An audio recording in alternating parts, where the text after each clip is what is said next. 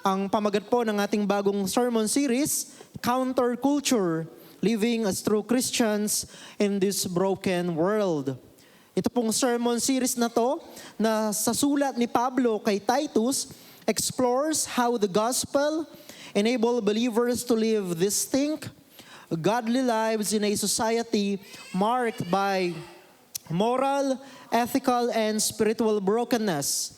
This series emphasizes that Christian faith is not merely a set of beliefs, but a way of life that counters cultural norms through sound doctrine, godly leadership, and good works that make the gospel attractive. I hope sa atin pong pag-aaral ng sulat na ito ni Apostol Pablo kay Titus, makita nga po natin ang epekto ng ebanghelyo sa ating pamumuhay at kung paano tayo tinuturuan ng ebanghelyo ni Kristo na mamuhay na kontra sa kulturang ating kinabibilangan. Especially this fallen world. Kaya po yan ang pamagat ng ating sermon series on the letter of Paul to Titus, Counterculture. Kasi nga po, yan naman talaga ang ating pamumuhay bilang mga mananampalataya. Tayo talaga ay tinawag ng Diyos para mamuhay na kontra sa pamumuhay ng mundo na in rebellion against the Lordship of Jesus Christ. At ngayong umaga, ang pamagat ng ating pag-aaral bilang pagsisimula ng ating sermon series ay Anchored in Truth, a faith for the real world. Mula po sa unang 4 na talata ng sulat ni Pablo kay Titus, Anchored in Truth, a faith for the real world. Mula po sa Titus chapter 1 verses 1 to 4. Magsimula po tayo sa pagbasa sa salita po ng Diyos. Samahan po ninyo ako pero hindi na po ninyo kailangang tumayo pa. Sabay-sabay po nating basahin ang salita ng Diyos in Titus chapter 1 verses 1 to 4. And if you have your Bible, please open them to Titus 1 verses 1 to 4. Ito po ang sinasabi ng salita ng Diyos. Paul, a servant of God and an apostle of Jesus Christ, for the faith of God's elect and their knowledge of the truth that leads to godliness, in the hope of eternal life that God, who cannot lie, promised before time began. In His own time, He has revealed His word in the preaching with which I was entrusted by the command of God our Savior. Verse 4, to Titus, my true son in our common faith, grace and peace from God the Father and Christ Jesus our Savior. May the Lord add blessing to the reading of His word. Tayo po yung manalangin. Amang banal, pinupuri po namin kayo at dinadakila sa umaga po na ito. Pagpalain mo po kaming lahat as we begin this brand new sermon series on the letter of Paul to Titus. May you be glorified, Lord, and may we be edified. At dalangin din po namin na sa pagtalakay namin ng sulat na ito, padaluyin mo din po ang kapangyarihan ng iyong salita para sa kaligtasan ng mga taong wala pa kay Kristo. Magsilbi din po itong gamit ninyo upang patatagin ang pananampalataya namin. Empower us, Lord, to live as people that counter the culture that is in rebellion against you. Dalangin po namin, makita namin ang kagandahan ng ebanghelyo at ang pag-asa ng buhay na walang hanggan na meron po kami kay Kristo Jesus na aming Panginoon. Pinupuri po namin kayo at dinadakila sa pangalan lamang ni Jesus. Amen. Narito po ang ating sermon outline for this morning. 3 lamang po yan. Number 1, gospel doctrines that lead to godliness. Number 2, gospel salvation that brings eternal life. And number 3, gospel preaching commanded by God. So yan po yung pagtalakay natin mula sa sulat ni Pablo from chapter 1 of Titus verses 1 to 4. Alam niyo po mga kapatid, truth is absolute. Kapag sinabi po natin truth is absolute, ibig sabihin, Yan ay totoo sa lahat ng panahon, sa lahat ng bansa, sa lahat ng tao, anuman ang kanilang kalagayan dito sa mundong ito. Truth is absolute.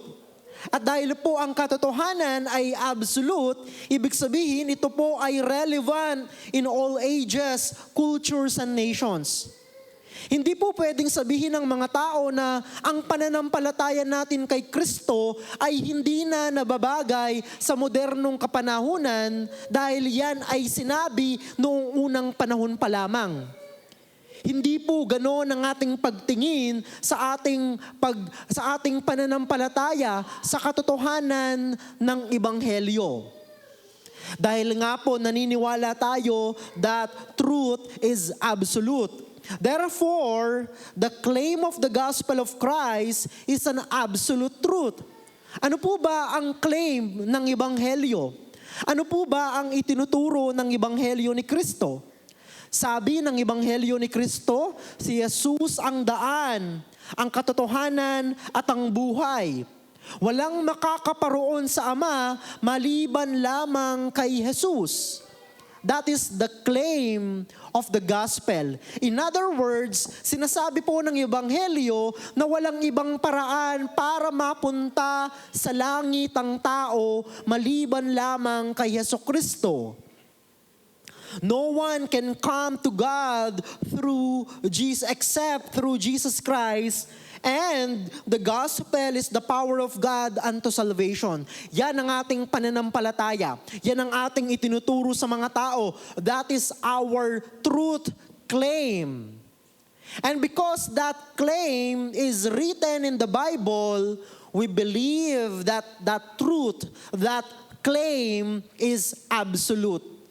Ibig sabihin, ang lahat ng bansa, ang lahat ng tao, ang lahat ng kultura, anuman ang kanilang nasyon, anuman ang bansa na kanilang kinabibilangan, lahat ng tao ay kailangang sumampalataya kay Jesus. Kung nais nilang makilala ang Diyos at kung nais nilang makapunta sa langit. To be anchored in the truth means believing these central and absolute convictions of our faith. Ang title ng ating message, Anchored in Truth. So ano yung mga katotohanan na kung saan pwede mong iangkla ang buhay mo bilang isang mananampalataya? Ano yung mga katotohanan that will enable you, that will empower you to live your Christian life? Dalawa pa lamang po yan. That Christ is the only way to heaven, that the gospel is the power of God unto salvation. Dalawa pa lamang yan sa mga katotohanan ng ating pananampalataya, pero itong dalawang bagay na to, I believe, are the central convictions of the Christian faith. So, tayo bilang mga mananampalataya, we firmly believe that the Christian religion, ito, hindi po popular ang susunod na sasabihin ko. Madaming magko-contest dito. Pero this is our truth claim that is based on the scripture and therefore absolute. Ano po yun? We firmly believe that the Christian religion is the one true religion. And therefore, we believe that all other religions are false. Now, sasabihin ng iba, hindi naman nakakapagligtas ang relihiyon? Tama po. Pero ano ba ang itinuturo ng pananampalatayang Kristiyano? Ano ba ang itinuturo ng Kristiyanong relihiyon? The Christian religion teaches that only Jesus can save. And by that, the Christian religion is the only true religion. Kasi ang Kristiyanong pananampalataya ang nagtuturo lamang ng katotohanan patungkol sa Diyos, patungkol sa tao, patungkol kay Jesus, patungkol sa paraan kung paano makakapunta ang tao sa kaharian ng Diyos. In other words, mga kapatid, the faith for the real world is the Christian faith. Kung nais mong magkaroon ng pananampalataya, kung paano mamuhay sa modernong kapanahunan, sa mundong ito, you must have the Christian faith as your faith. You must have the gospel of Christ as the foundation of your life. Kasi, hindi po madali ang mamuhay sa mundong ito. Madaming mga doubts, madaming mga pagtuturo na bibigyan ka ng mga pagdududa kung ano ba ang katotohanan talaga. Ano ba ang dapat paniwalaan ng tao talaga. Kaya po napakahalaga na bilang mga mananampalataya, panghawakan natin ang itinuturo ng ating Biblia, ang itinuturo ng ating pananampalataya patungkol sa katotohanan ng Ebanghelyo ni Kristo. The Christian gospel is the truth that the world needs. It is the greatest need of the world because the gospel is the power of God unto salvation. Kung tatanungin po ninyo ako, ano ba ang tunay na kailangan ng tao? What is the greatest need of people?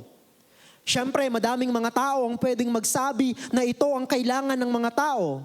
Kailangan ng mga tao ng edukasyon. Kailangan ng mga tao na maturuan sila kung paano i-manage ang kanilang mga resources. Kailangan ng mga tao na maturuan paano ingatan ang kalikasan. Madaming mga bagay ang pwedeng sabihin sa atin kung ano ba ang kailangan talaga natin. Pero mula sa pananaw ng Biblia, mula sa pananaw ng Ebanghelyo, ang pinakakailangan ng tao ay ang kanyang kaligtasan. At dahil itinuturo ng pananampalatayang Kristiyano na makakamit lamang ng tao ang kaligtasan sa pamamagitan ni Kristo, then it follows that the greatest need of the world is the gospel.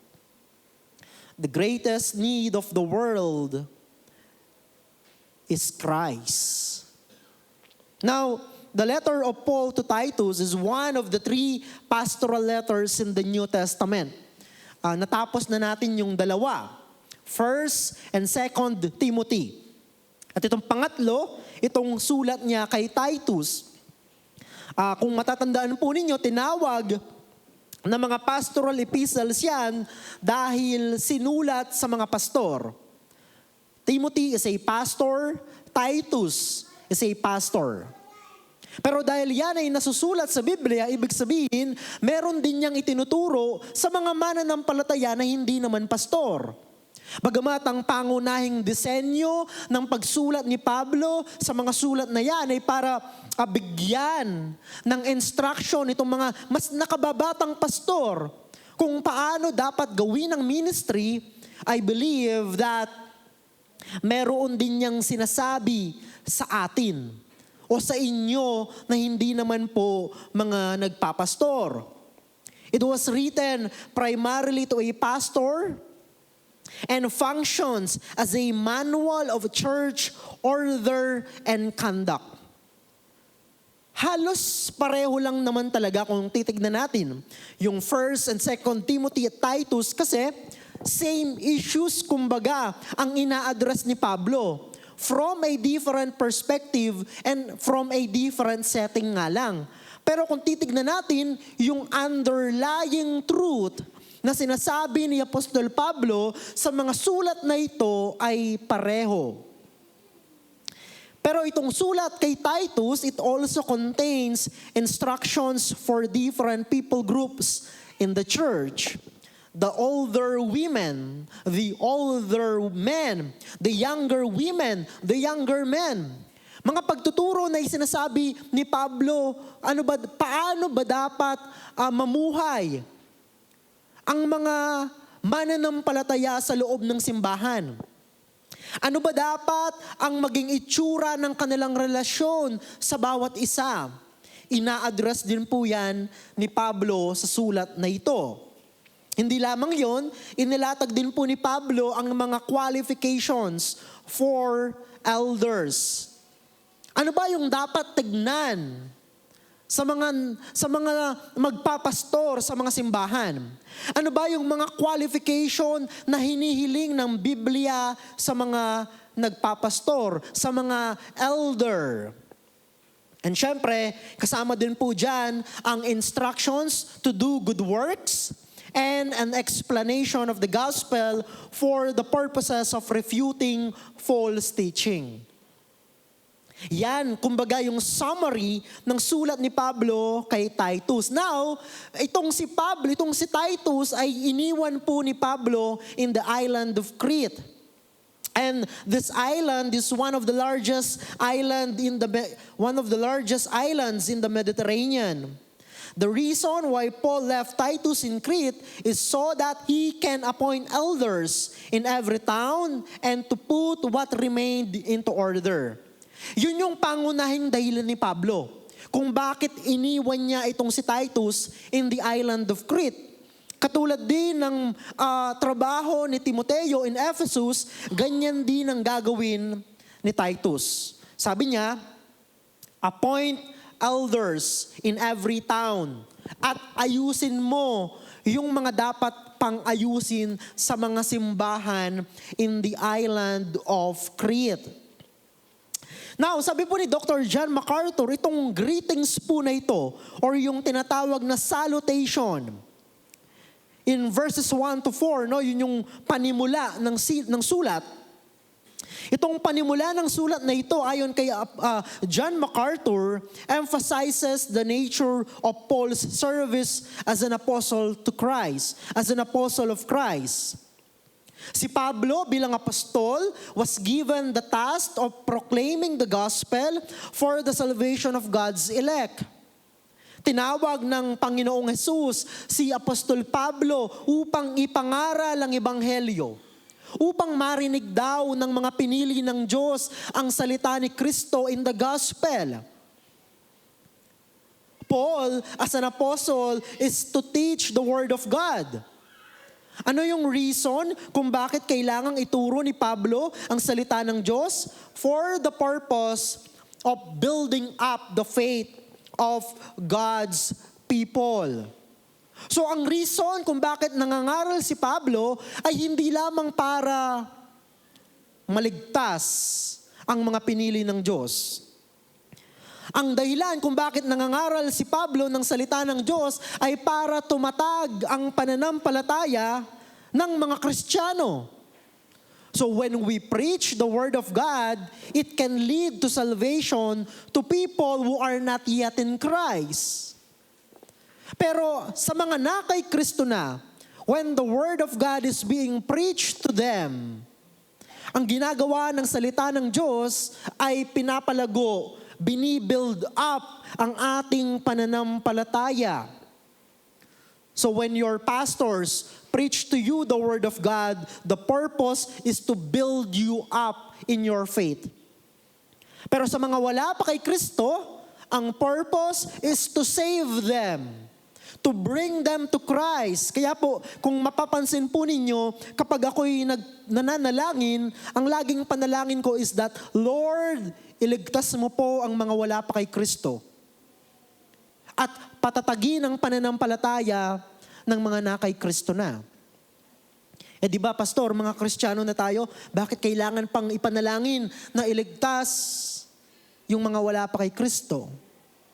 Alam naman po natin na minsan, alam naman natin it's the reality, hindi po ba? Hindi lahat ng nasa simbahan ay mga totoong Kristiyano.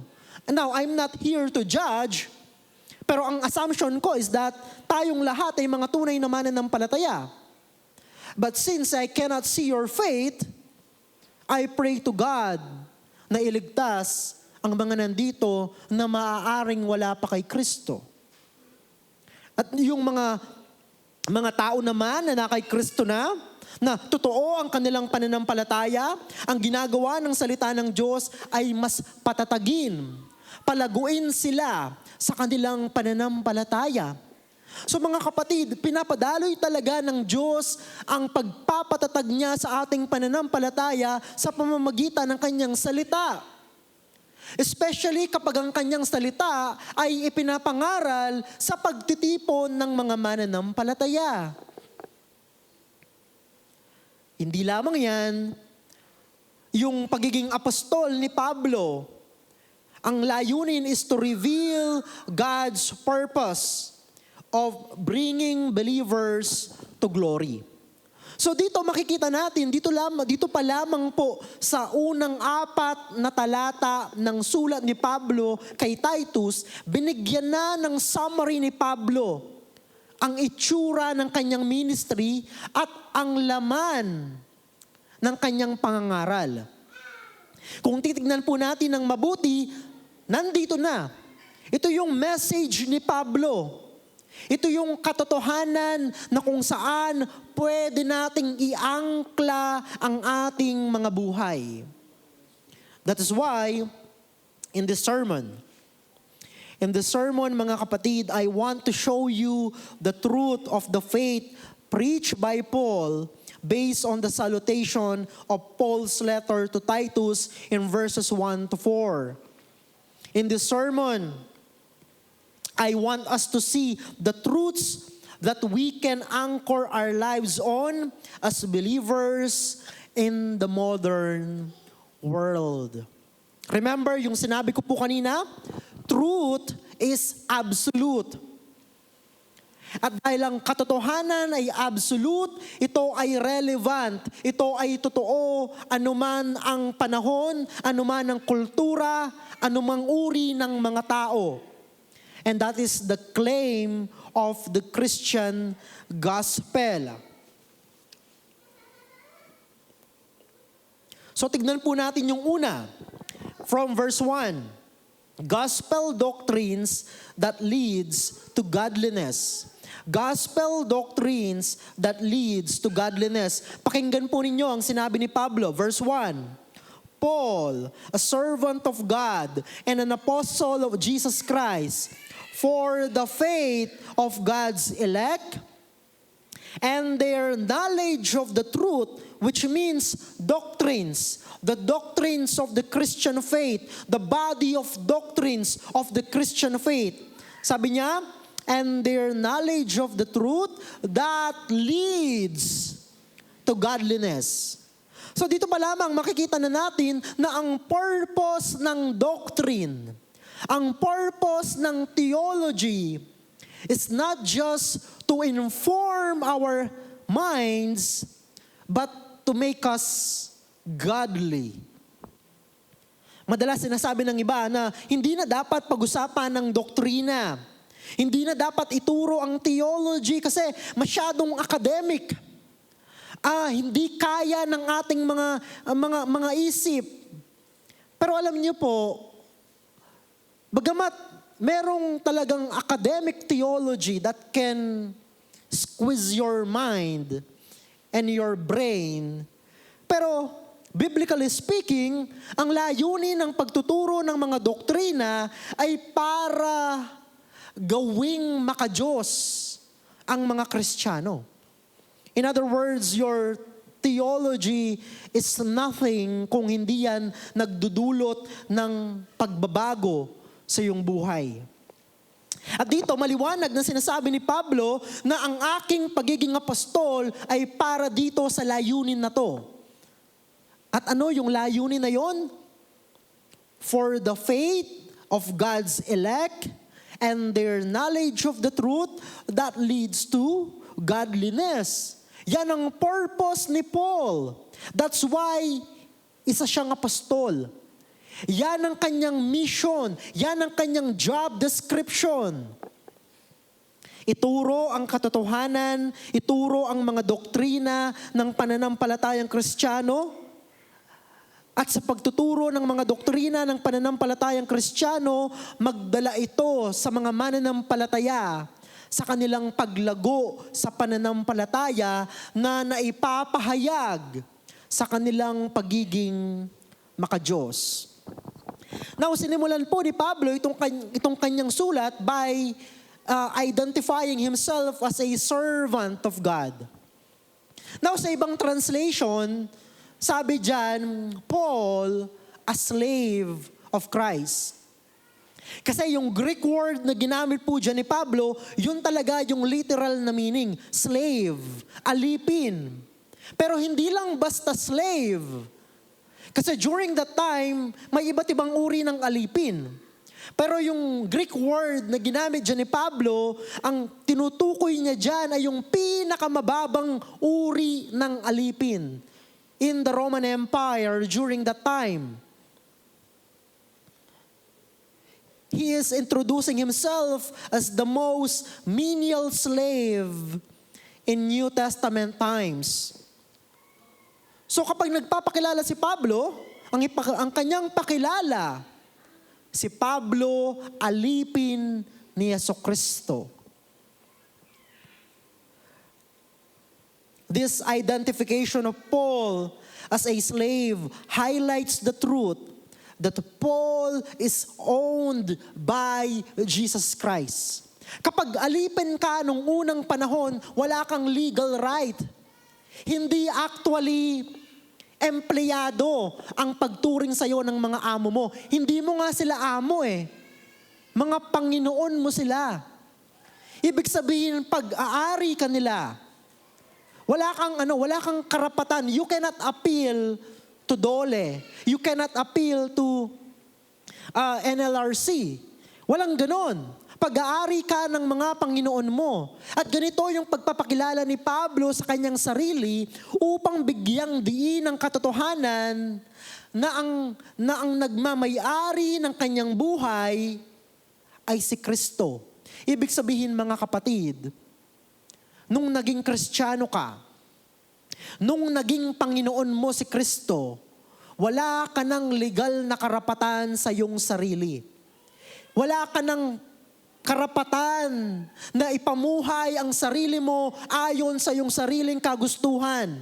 Ikaw ay alipin ni Kristo Jesus. At dahil ikaw ay alipin ni Kristo Jesus, ikaw ay kanyang pag-aari.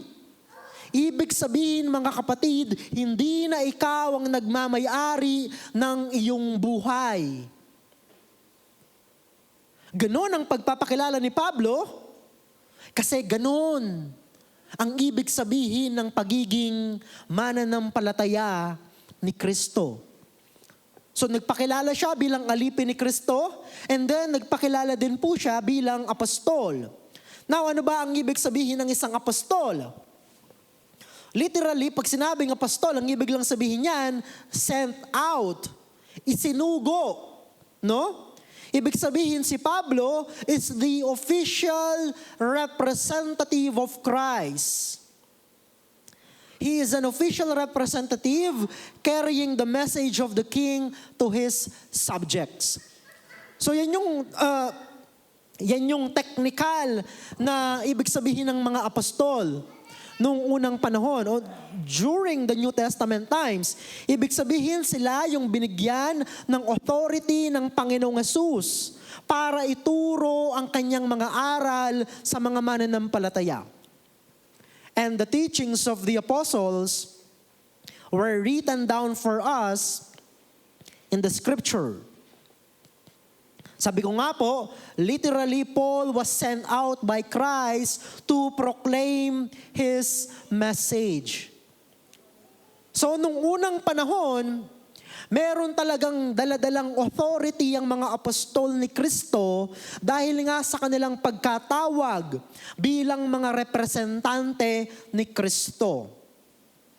That is the technical term of the word apostle. Kaya nga, even tayo sa panahon po natin ngayon, naniniwala na wala ng apostol na kapantay ng pagiging apostol ni Pablo, ni Pedro, o di kaya naman ni Juan. Hindi na natin kailangan na meron pang apostol sa panahon natin ngayon dahil ang kanilang mga itinuro, ang kanilang mga isinulat ay nasa Biblia na. So Paul understands that his ministry as a servant and apostle was designed by God for the purpose of building up the faith of God's elect in their knowledge of the truth as preached and taught by the apostles like Paul. Maliwanag sa isip ni Pablo kung ano ang kanyang trabaho. Maliwanag sa isip ni Pablo kung ano ang layunin ng kanyang pagiging apostol. Maliwanag sa kanyang isip na ang salita ng Diyos ay para magdala ng kaligtasan sa mga wala pa kay Kristo at para magpatatag sa pananampalataya ng mga Kristiyano. It is clear from verse 1 that doctrinal truths must lead to godliness in the lives of God's people. Anong sabi ni Pablo? For the faith of God's elect and their knowledge of the truth that leads to godliness. So mga kapatid, yung ating mga doktrina, yung laman ng ating pananampalataya ay hindi lang para dumagdag yung ating kaalaman patungkol sa theology, pero para tulungan tayo na mamuhay ng maka-Diyos. Kaya nga po kahapon in the School of Ministry, sabi ni Pastor Nicky, all theology is practical. Kasi dapat mag-translate sa pamumuhay ng mga mananampalataya. Ibig sabihin mga kapatid, gospel doctrines must not only shape our thinking, it must also shape our living. Let me repeat. Gospel doctrines must not only shape our thinking, it must also shape our living. Pero mahalaga ba na dapat informed ang ating mga kaisipan? Yes. Sabi ni Pablo sa kanyang ibang mga panulat in Romans 12, 1 and 2, be transformed by the renewing of your minds. So, meron talagang connection mga kapatid.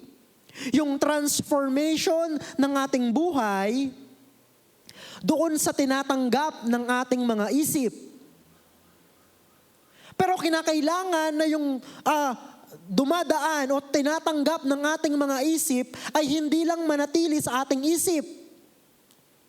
Dapat ito ay magdala sa praktikal na pamumuhay bilang mga mabubuting mananampalataya. In other words, ang doktrina mo ay dapat magturo sa iyo na mamuhay in a counter-cultural manner so that people may see the power and the attractiveness of the gospel. So the truth that Paul has in mind here in verse 1 is the saving truth of the gospel.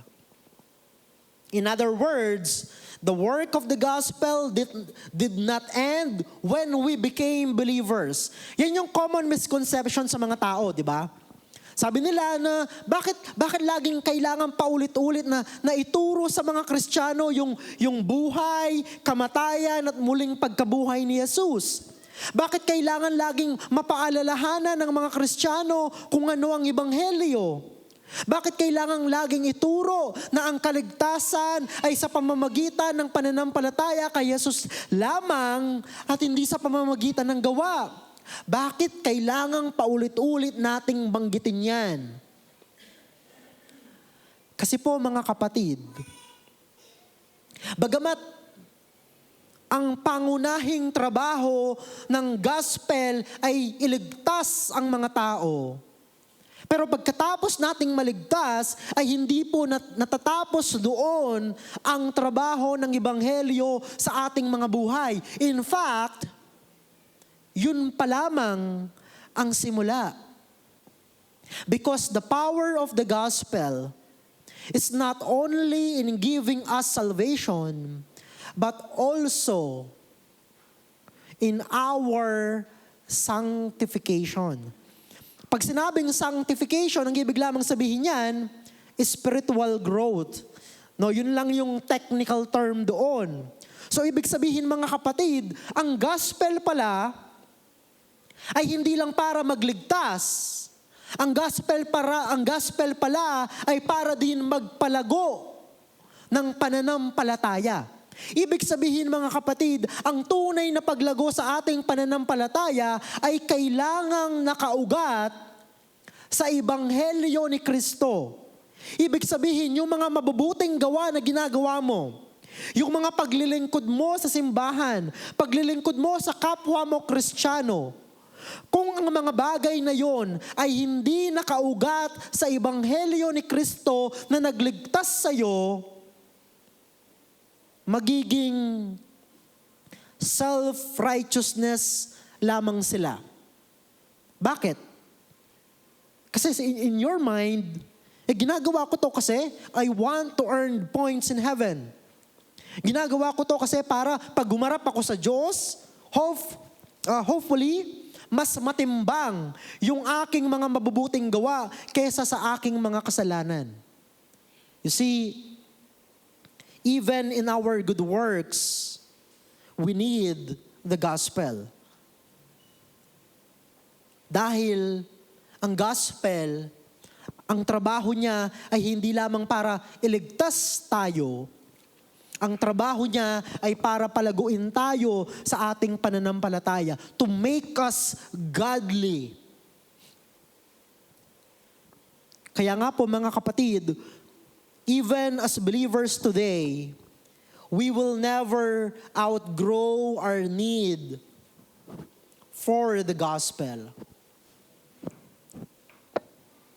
Hindi po matatapos ang ating pangangailangan sa ebanghelyo. Lagi po nating kailangan ang mensahe ng ebanghelyo. Because gospel doctrine is the power of God unto salvation and the foundation of our spiritual growth. Lagi po nating tatandaan yan. The gospel is our foundation. It's the foundation of our spiritual growth. Now ito yung tanong. Ano ang relevant niyan in the real world? Paano natin yan may papakita, may papamuhay? Ano ang gagawin ng katotohanan na yan sa ating buhay dito sa mundong ito? You see mga kapatid, a faith for the real world is demonstrated in the ongoing transformation of our lives despite the moral decay in our world. So paano natin yan na ipapakita? How can you live your faith in this fallen world? Yung pagbabago ng iyong buhay. Ibig bang sabihin na hindi ka na nagkakasala? Ibig bang sabihin na hindi ka na nagkakamali? Ibig bang sabihin na hindi na umiinit ang ulo mo kapag merong nag-cut habang nagmamaneho ka? Hindi po. Pero sa pamamagitan ng buhay mo, na araw-araw na binabago ni Kristo, na ipapakita mo sa mga taong nakapaligid sa iyo, in this fallen world, the gospel is real. The gospel is true, hindi lang dahil totoong nabuhay si Jesus sa kasaysayan. The gospel is true, hindi lang dahil tunay na namatay si Kristo sa krus sa kasaysayan. The gospel is true, hindi lang dahil tunay na nabuhay na maguli si Kristo in history. But because the gospel is true, kasi nababago ang buhay ng mga Kristiyano. Ang buhay mo ang nagsisilbing ilaw at daluyan ng katotohanan sa mundong puno ng kadiliman na ayaw magpasakop sa salita ni Kristo. That is your faith in the real world, mga kapatid. So the transformation of believers is the evidence that in this fallen world, The gospel of Christ is powerful to effect godly change that challenges the cultural norms of this dark world. Ibig sabihin, sa maraming mga tao na ayaw kay Kristo, ang buhay ng isang Kristiyano ang nagsisilbing beacon of truth and a beacon of hope na merong pag-asa. Pero yung pag-asa na yon hindi dahil mahusay o mabuti yung Kristiyano, pero dahil mahusay at mabuti ang kanyang Panginoon na sinusunod at sinasamba. So that is point number 1. Let's go to point number 2, gospel salvation that brings eternal life. Gospel salvation that brings eternal life. Sabi po ng verse 2, in the hope of eternal life that God who cannot lie promised before time began. Siguro maganda, basahin natin muli from verse 1 para makita natin yung connection. Sige po, have your Bible open to Titus 1 verses 1 to 2. Para lang makita natin yung connection. Sabi po, Paul, a servant of God and an apostle of Jesus Christ, for the faith of God's elect and their knowledge of the truth that leads to godliness, in the hope of eternal life that God, ano yung tinuturo ng verse na yan about sa Diyos? That God who cannot lie promised before time began. Gospel salvation that brings eternal life.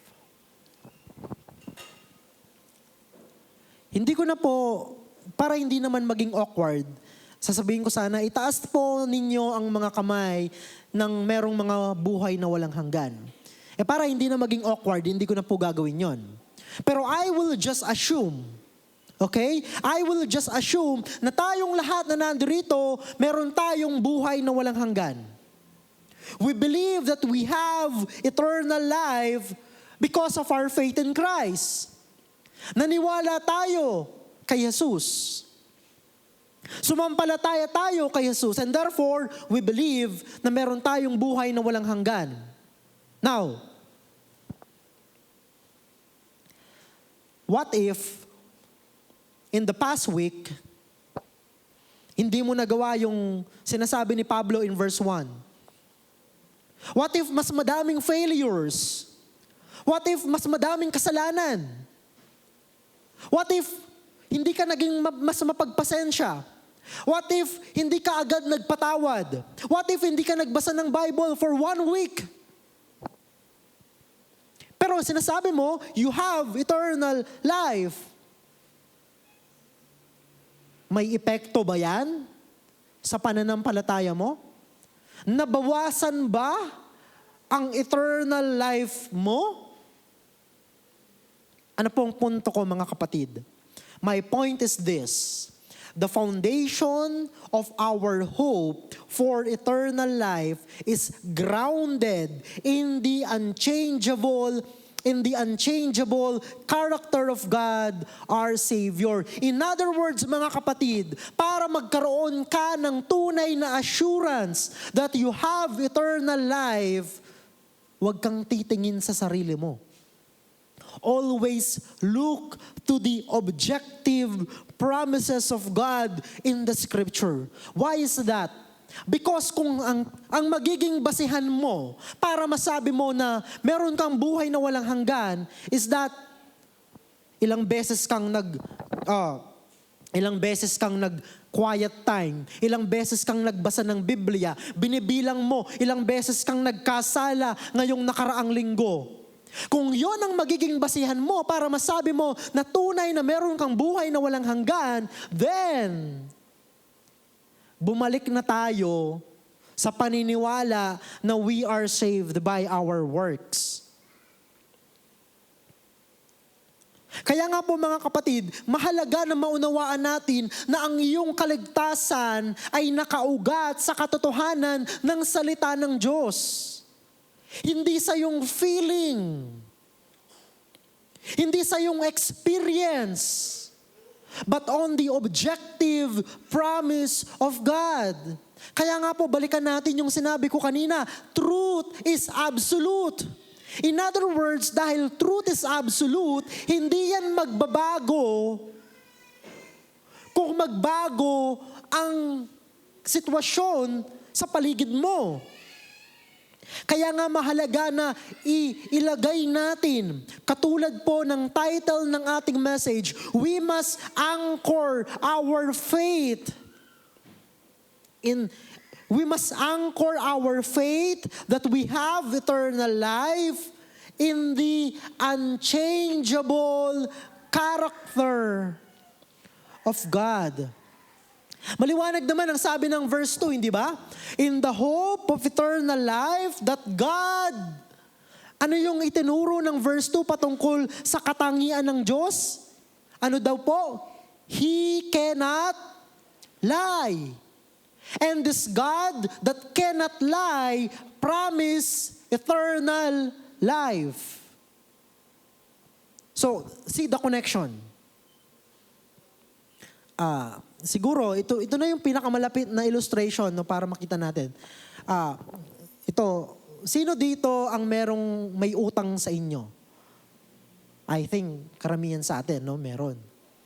Now, kapag ang nangutang sa inyo ay consistent, on time, nagbabayad, the next time na mang-uutang siya at sinabi niyang ganitong date ko babayaran, pauutangin mo pa ba? Most probably.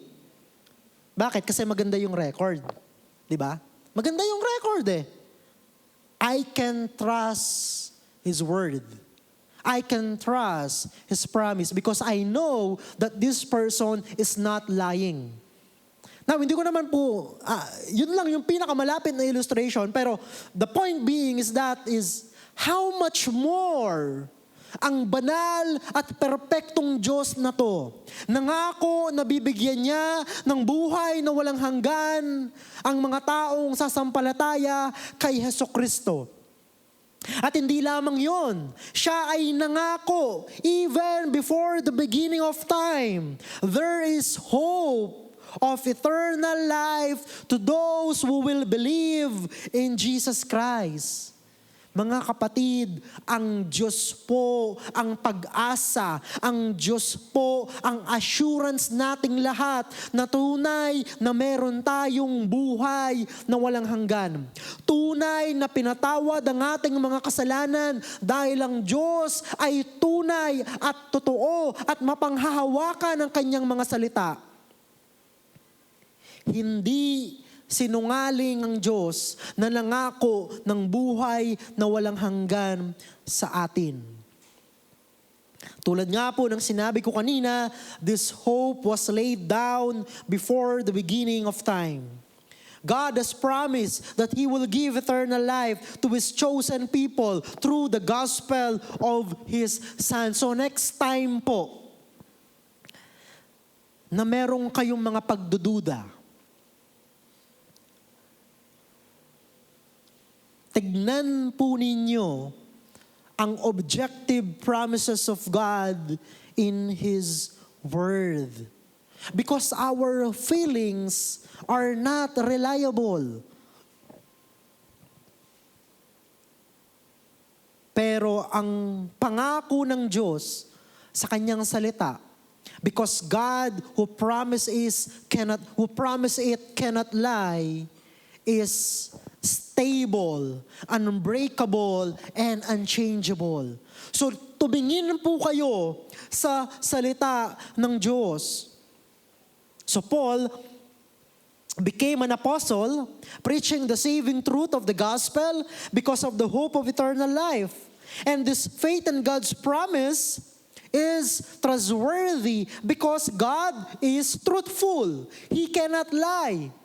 Diyan din po nakaangkla yung pag-asa ni Pablo bilang isang apostol. Kaya naman, kaya niyang pagtiwalaan yung mga mas batang pastor sa kanya. He can trust Timothy. He can trust Titus. Bakit? Hindi dahil mahuhusay itong mga pastor na to. I believe, totoong mahuhusay naman sila, pero hindi yun ang main reason. I believe Paul can trust his co-workers because of the reality, because of the truth that God cannot lie. Ibig sabihin, yung Diyos na kumilos sa kanyang ministry is the same God na kikilos sa buhay ng kanyang mga kapwa manggagawa para magpatuloy ang gawain ng Ebanghelyo, either in Ephesus or in Crete. Ang point lang, the God who made the promise is reliable. He is truthful. He cannot lie. Yan po yung pundasyon ng ating pananampalataya. Yan po yung pundasyon ng ating buhay na walang hanggan. Our hope of eternal life in the saving gospel of Christ is not wishful thinking. It is rooted in our confident expectation that the promises of God are true and reliable. Hindi po kathang-isip ang ating pananampalataya. Yes, merong mga bagay sa ating pananampalataya na hindi po natin kayang i-explain. That seems unreasonable sa ating mga kaisipan, like the doctrine of the Trinity. But nonetheless, since it is written and taught in the Scripture, we believe them by faith. At yung basihan ng ating pananampalataya ay hindi po isang bulag na pananampalataya.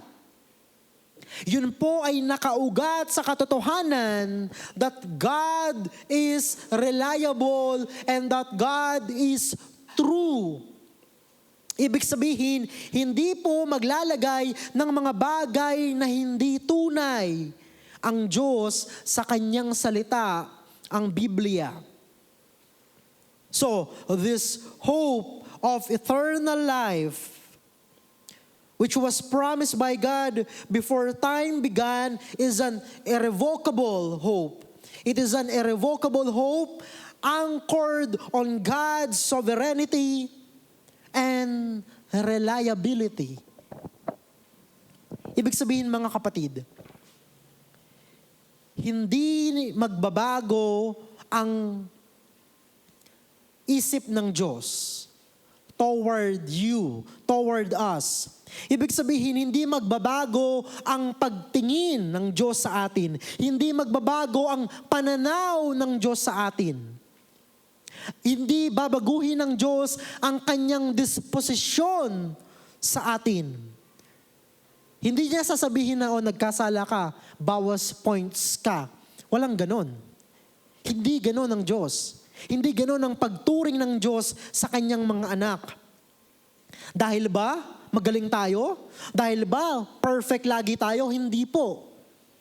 Pero dahil po yon sa katotohanan that He cannot lie.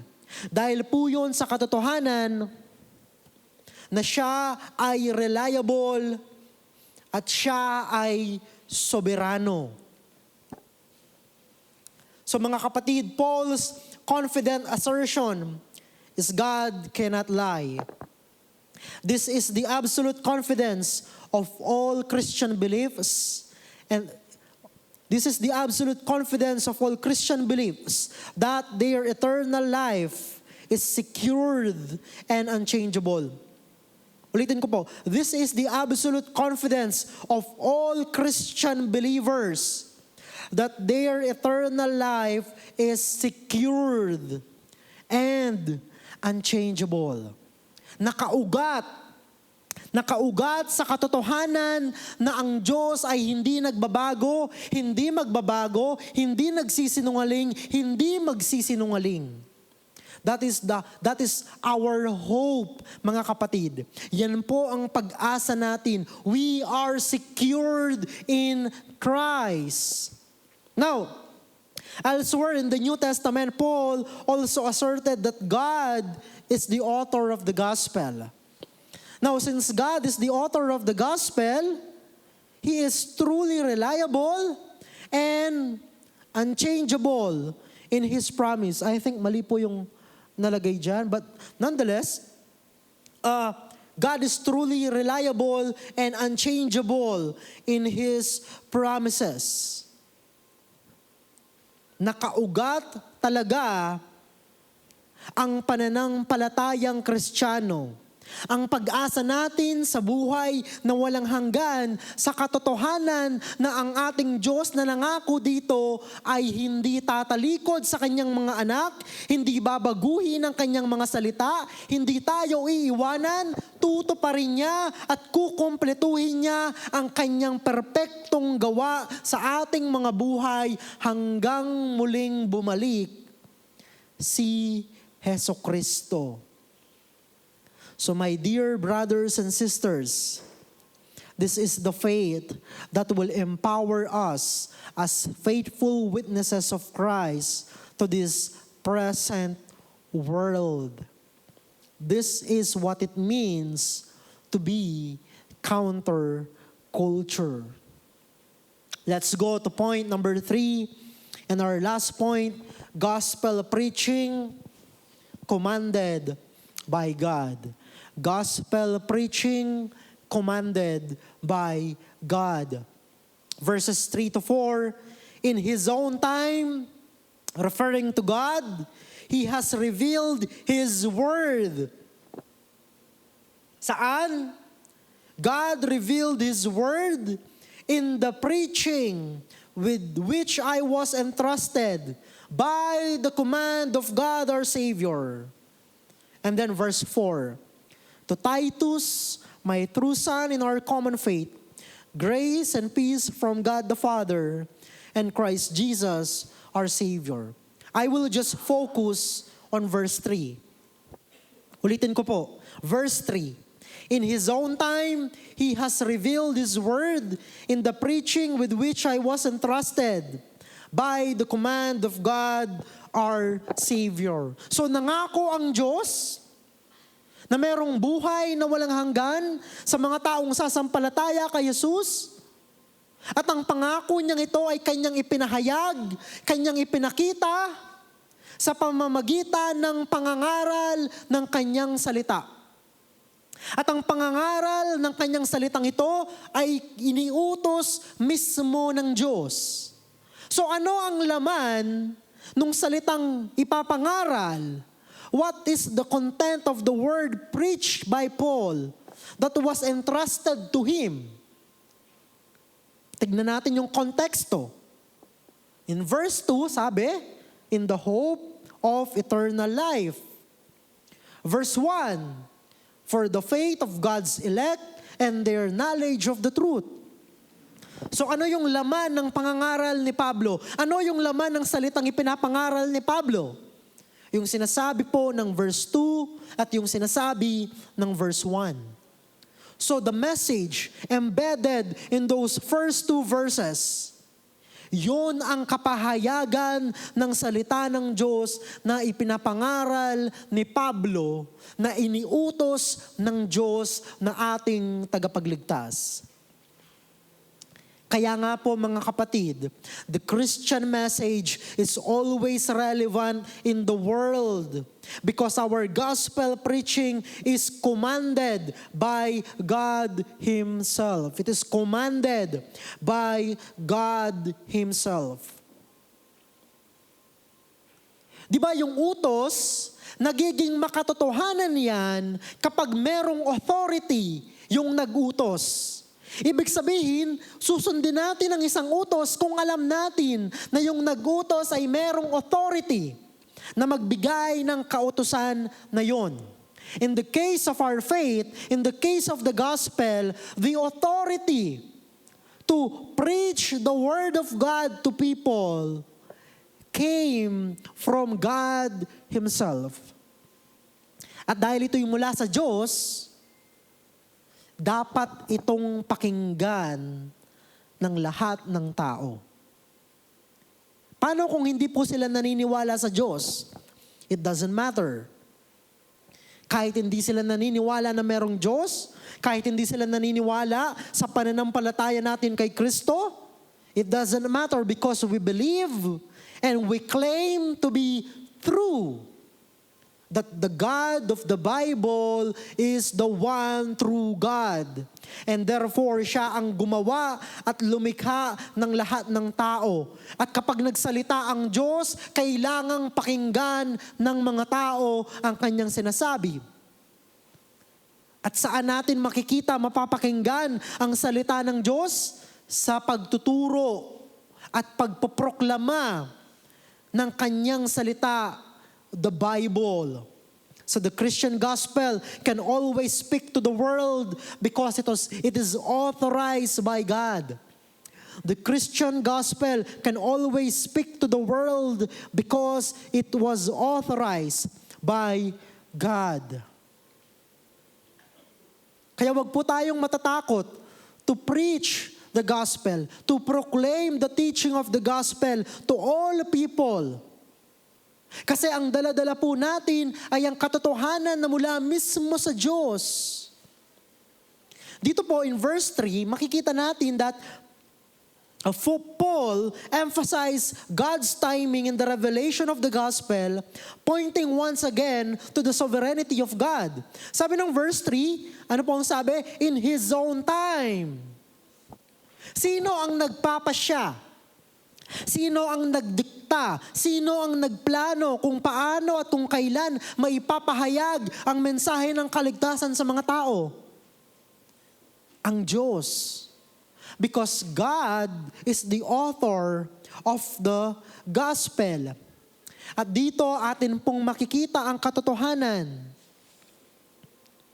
na ang Diyos ay tunay na soberanong Diyos. In the scripture, God's timing is always precise and perfect. Hindi po siya advance, hindi rin po siya nalilate. Ang panahon ng Diyos ay laging tama. This means that God has His own timetable. He is operating according to the counsel of His divine will and purposes, not according to human expectation. Kaya mga kapatid, huwag tayong maiinip. Huwag nating isipin na parang nadidelay yata ang pagkilos ng Diyos. God has His own timing. Because God is sovereign. At hindi po tayo ang pwedeng magdikta sa Diyos kung paano siya dapat kumilos sa mundo na kanyang nilikha. Hindi rin po natin pwedeng diktahan ng Diyos kung paano siya kikilos sa kanyang simbahan, maging sa buhay ng bawat isa. God is operating according to the counsel of His divine will and purposes, not according to human expectation. So the revelation is the gospel that is written in the scripture. So kung tatanungin po ninyo ako, ano yung ipinahayag ng Diyos sa kanyang salita? What is the message of the Word of God revealed in the preaching of Paul? It is the gospel, the saving gospel of God. Ibig sabihin mga kapatid, the gospel is the content of the Bible. Or to put it more plainly, the message of the Bible is the gospel of Jesus Christ. In Genesis pa lamang mga kapatid, sinabi na ng Diyos ang Ebanghelyo. There was already a message of the gospel in Genesis.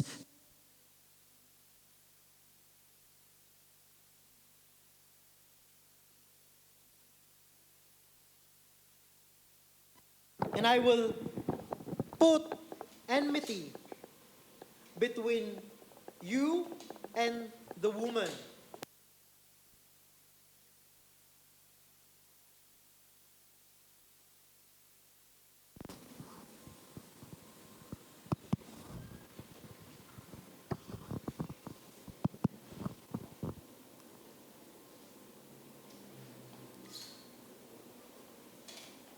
Genesis 3:15.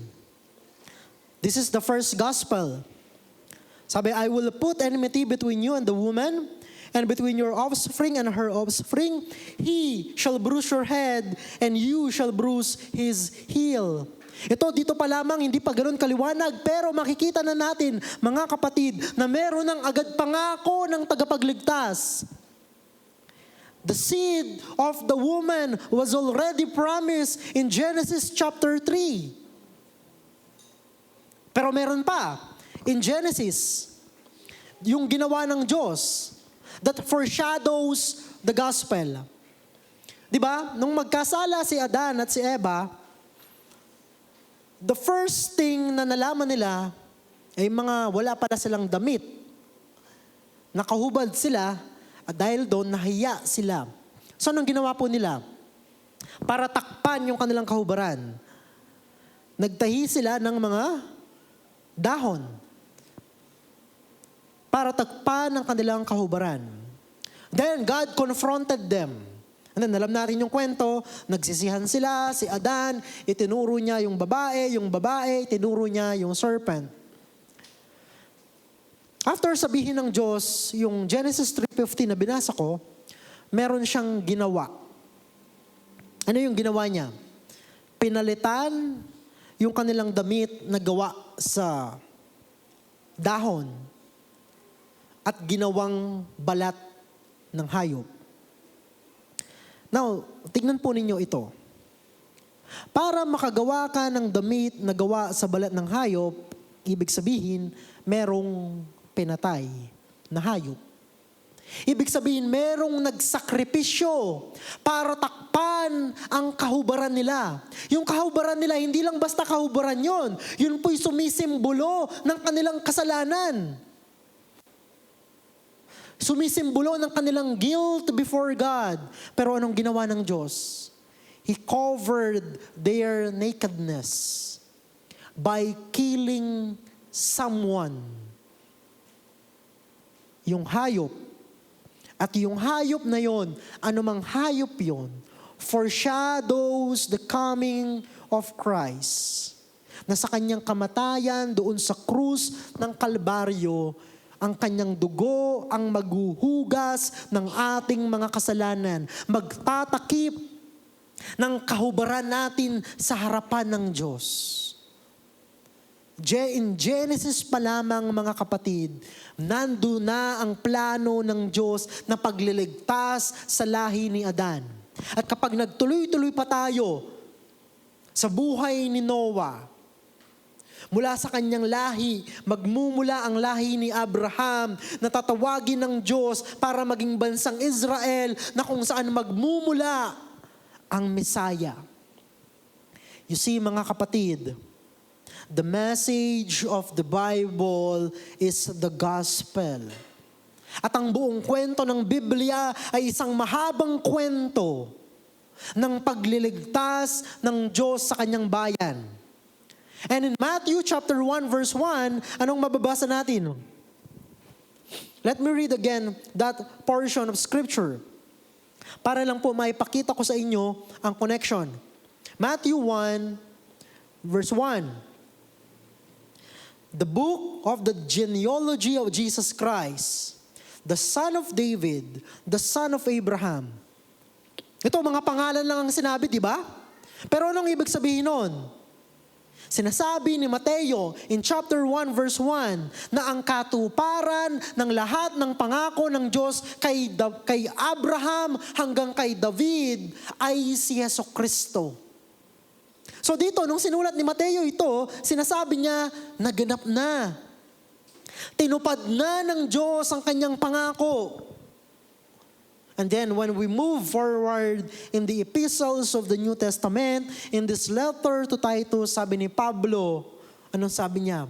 In His own time, God revealed His word in the preaching which I was entrusted. That preaching is the preaching of the gospel. Now we see the content of the preaching of the gospel is Jesus Christ. The content, the message of the Bible is Jesus Christ. Balikan natin yung verse 2. Anong sabi doon? In the hope of eternal life, which God who cannot lie, promised beforehand.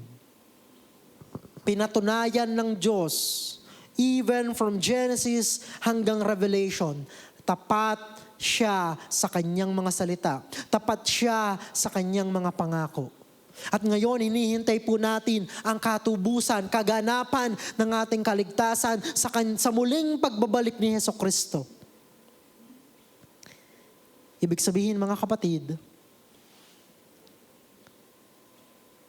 totoong mangyayari din po yun. Totoong muling magbabalik si Jesucristo. Now, since the main content of the Bible is the gospel of Christ, it follows then that the message of our preaching and teaching must always be the gospel. Kaya nga po, hindi po ako magsasawang ipaalala sa inyo na ulit-ulitin ng mga katotohanan ng Ebanghelyo. Si Jesus ay dumating, namuhay na perpekto at banal, namatay bilang handog para bayaran ang ating mga kasalanan. Siya'y muling nabuhay bilang patunay na ang mga sasampalataya sa Kanya ay merong buhay na walang hanggan. Siya ay umakyat sa langit, nakaupo sa kanan ng trono ng Diyos Ama, interceding for us, working as our advocate. At siya'y muling babalik upang kumpletuhin ang ating kaligtasan. In short, we must hear the preaching of the gospel every day to ourselves and every Sunday in our gathered assembly. Preach the gospel to yourself every day. So Paul is clear that he was entrusted with the preaching of the gospel. His main calling is to proclaim the gospel. This teaches us that God's primary means of communicating to us His saving message is by the preaching and by the proclamation of His word. Since the content of His word is the gospel. In other words, the Lord has called us to proclaim the gospel to all people. This is the mandate that Jesus Christ gave to us. He commanded us to preach the good news to all the world. And let me give you these final 3 applications. Number 1, hindi ko na po nilagay sa PowerPoint. Number 1, ground your convictions in the Scripture. Ang anumang mga paniniwala, pananampalataya mo, they must be grounded in the Scripture. Ang iyong mga paninindigan, ang iyong mga prinsipyo, ang iyong kaisipan, lahat ng pananaw mo must be grounded in the Scripture. Pangalawa, live your life worthy of the gospel. Madalas sinasabi ng iba, live the gospel, live the gospel. That is not true, that is not correct.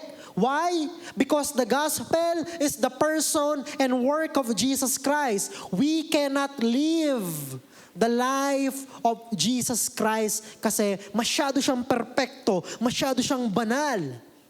So anong pwede natin gawin? Live your life worthy of the gospel. And finally, number 3, pursue discipleship and disciple making. Anong sabi ni Paul in verse 4? To Titus, my true son in our common faith. That speaks of his relationship to Titus as his disciple. Kasi in our discipleship, doon mas nagiging na-visualize, nagiging visible ang Ebanghelyo sa buhay ng ating mga kapatid kay Kristo. Tayo po yung manalangin.